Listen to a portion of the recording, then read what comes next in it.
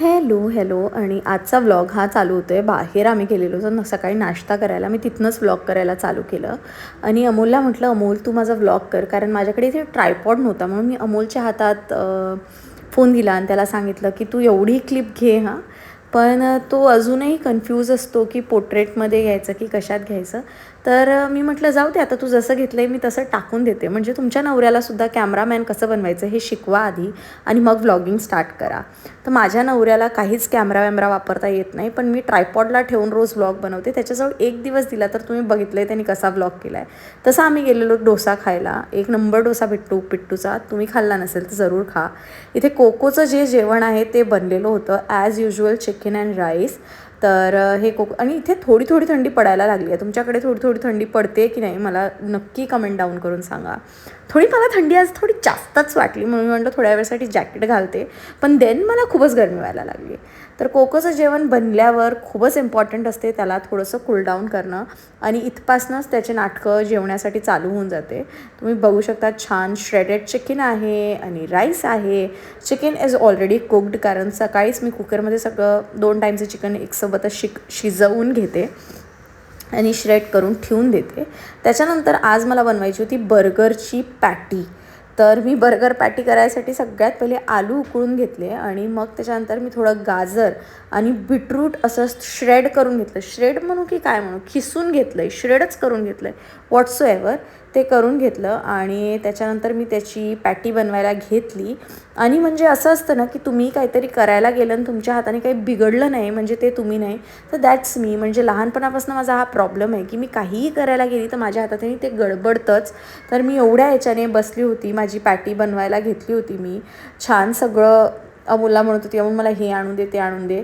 आणि अमोल मला कन्फ्यूज करत होता, हे कॉर्नफ्लॉवर आहे की राईस फ्लॉवर आहे. आणि त्याच्याकडे बघत बघत मला काहीच समजत नव्हतं. आणि मी त्याला म्हटलं, अरे जे आहे तू टेस्ट करून बघ ना रे.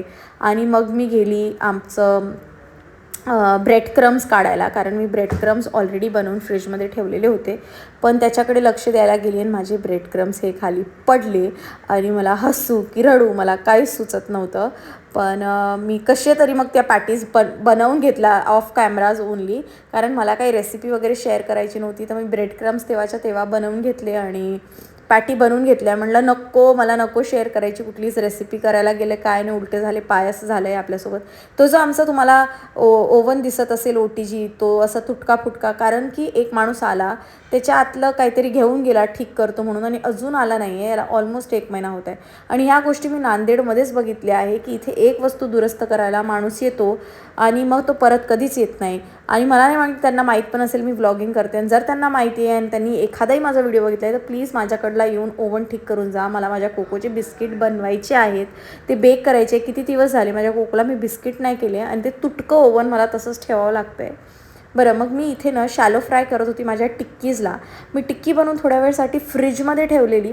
आय डोंट नो वाय, मी असं यूट्यूबवर बघितलं, मी म्हटलं चला ठेवावं, मे बी त्या थोड्या टाईट होत असेल म्हणून. तर इथे मी म्हटलं शॅलो फ्राय करू, अमोल म्हणत होता डीप फ्राय करू. मग अमोल ते सगळ्या कन्फ्युजनमध्ये आमचं तेच डिस्कशन चालू होतं, शॅलो फ्राय करायचं की डीप फ्राय करायचं, डीप फ्राय करायचं की शॅलो फ्राय करायचं.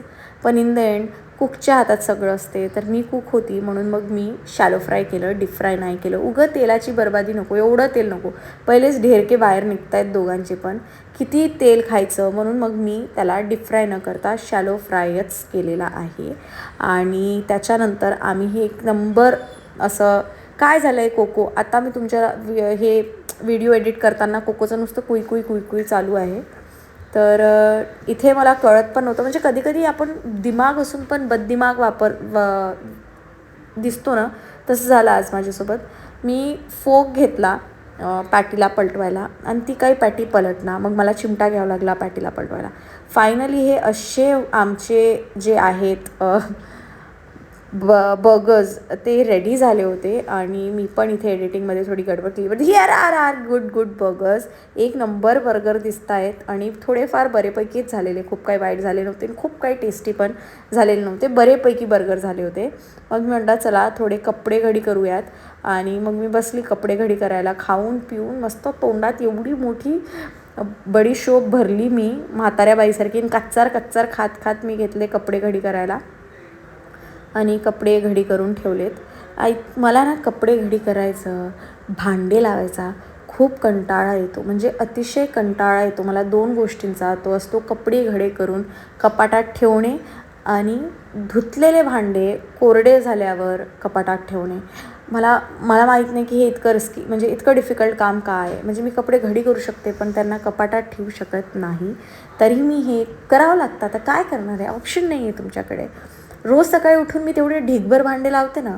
तर तसंच आज कपडे पण घडी करत होती. मला माझं कपाट पण लावायचं आहे, आवरायचं आहे, ते पण मला करावं लागेल उद्या. ते तुम्हाला उद्याच्या व्लॉगमध्ये दिसेलच. पण हे दुसऱ्या कपाटात जाणारे कपडे आहेत, कारण हे घरी घालायचे कपडे आहेत. तर हे मी फोल्ड करून राहिली होती, स्वतःला मोटिवेट करत होती की कधी कधी आपल्याला जे नाही आवडत ते सुद्धा करावं लागतं. So I was doing the same. Coco, I don't know what he was searching, but he was searching for something. म्हणून तुम्हाला कोको दिसत नाही असेल, पण मला कोको दिसतोय आणि कोको तिथल्या तिथेच डुंगमुंग डुंगमुंग डुंगमुंग डुंगमुंग करत होता. म्हणून मी अमोलला बोलवलं आणि म्हटलं, बघ रे बाबा, त्याला काय पाहिजे एकदाचं बघ. तर त्याला हवा होता त्याचा एक बॉल, आणि त्या बॉलसाठी तुम्हाला माझा नवरा दिसला. फायनली हा आला ना व्लॉगमध्ये. लई नाटकं करतो व्लॉगमध्ये यायला. आणि ते बघा राजा कसा येऊन बसला आहे मस्त. त्याला हे पाहिजे होतं आणि याच्यासाठी त्याची नाटकं चालू होती. मम्मी बसली तर मी कसं नाही बसणार, मला पण इथेच बसायचं आहे. मी इथेच बसून खेळेल, इथेच बसून खाईल, इथेच बसून सगळे नाटकं करेल. आणि मग अमोल ॲज युजल रोज मला ग्रीन टी आणून देतो. त्याला म्हटलं ये ना, तर म्हणला नाही, मला फक्त हे दाखवायचं की मी रोज तुझी किती सेवा करतो. वा, तुमचे पण नवरे असेच करतात का? प्लीज कॉमेंट डाऊन करून सांगा. आणि that's it for today's video. I hope तुम्हाला माझा व्हिडिओ आवडत असेल तर please like, share and subscribe.